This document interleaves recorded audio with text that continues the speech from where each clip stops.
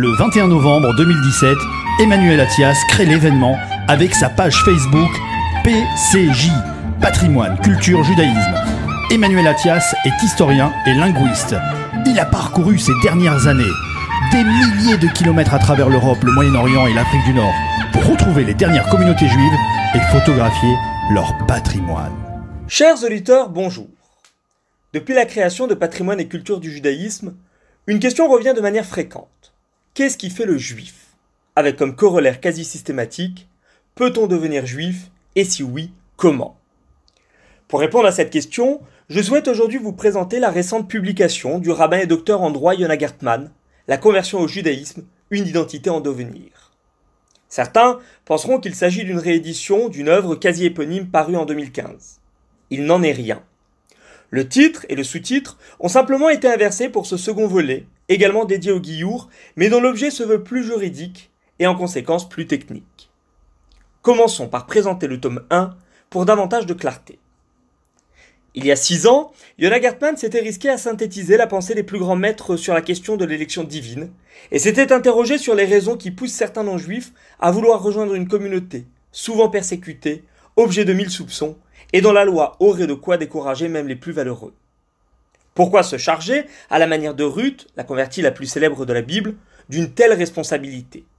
613 commandements, un monothéisme exclusif, le strict respect d'un jour chômé hebdomadaire, le respect de lois coercitives dans une société aujourd'hui laïque et mixte, enfin, la rupture d'avec les siens à l'heure des repas, comme dans la mort. Et d'expliquer que les doutes sur les motivations des impétrants ont suscité maintes interrogations à l'époque du Talmud, comme sous la plume des codificateurs médiévaux et modernes. La question de la conversion a en effet toujours été problématique. D'abord, parce qu'elle impose de déterminer ce qui fait le juif. S'agit-il d'une nature, une forme d'identité héritée génétiquement, laquelle serait alors indépassable? Est-ce davantage une culture, fruit d'une histoire faite de textes sacrés et de traditions assurant le ciment d'une communauté soudée autour d'un passé révéré? Ou bien serait-ce peut-être tout simplement la conjugaison de ces deux éléments de réponse, expliquant qu'on autorise depuis les temps bibliques des non-juifs à rejoindre le peuple d'Israël, mais qu'on lui interdise parallèlement certains droits inhérents aux juifs de naissance, comme se marier à un Cohen pour une convertie? Car comme l'indique Yona Gertman, il existe une filiation naturelle que la halacha ne peut annuler. Au demeurant, et en dehors de rares exceptions, l'acceptation du joug divin et de l'ensemble des commandements par le Ger Tzedek fera de lui, ou d'elle, un juif complet à l'issue de sa procédure de conversion. Un processus qui peut durer, selon les cas, de quelques mois à plusieurs années, en fonction de l'âge, de l'histoire personnelle et de la motivation du candidat. A priori, note l'auteur, aucune situation n'est rédhibitoire, même si le rabbinat peut émettre des réserves initiales visant soit à décourager un candidat dont les motivations apparaîtraient suspicieuses, soit à en éprouver la foi pour vérifier sa détermination. De fait, explique le rabbin Gertman, le judaïsme n'a pas de vocation prosélyte. Et s'il est avéré que des conversions de masse eurent lieu dans l'Antiquité, elles furent le plus souvent regrettées par les sages du Talmud, qui invitent dans les textes de la Guémara les rabbins de chaque génération à vérifier la sincérité des candidats. Plus qu'un vadémécum, le premier volume invite ainsi à une véritable réflexion sur les textes et sur les positionnements des grands maîtres au fil des générations. On y découvre les inquiétudes d'un peuple opprimé, soucieux de ne pas amener de brebis égarées en son sein, mais aussi le désir de régénérer un peuple en constant devenir, avec la nécessité de ne pas fermer la porte à un candidat qui, déçu par l'exclusivité de certaines communautés, pourrait être amené à maudire les Juifs et à rejeter leur Dieu. Dans le second volume, Yona Gertman, entre-temps devenu responsable des conversions au judaïsme pour la région de Nice, envisage la thématique dont il est aujourd'hui l'un, sinon le spécialiste en France, sous l'angle pratique. Toujours aussi précis sur les sources bibliques et halachiques, sur lesquelles se fondent ses commentaires, le rabbin juriste invite cette fois-ci le lecteur à déterminer les enjeux d'une conversion pour celui qui s'y risque.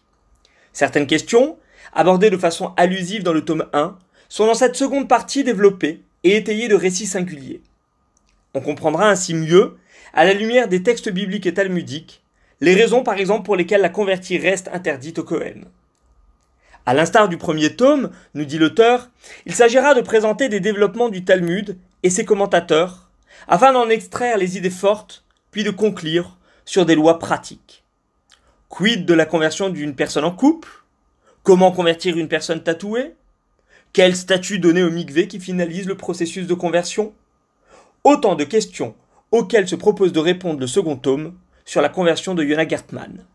Davantage tourné autour du limoud, c'est-à-dire de l'étude, ce complément n'en est pas moins passionnant et saura gagner assurément le cœur de nombreux lecteurs par son érudition comme par la qualité littéraire de l'auteur.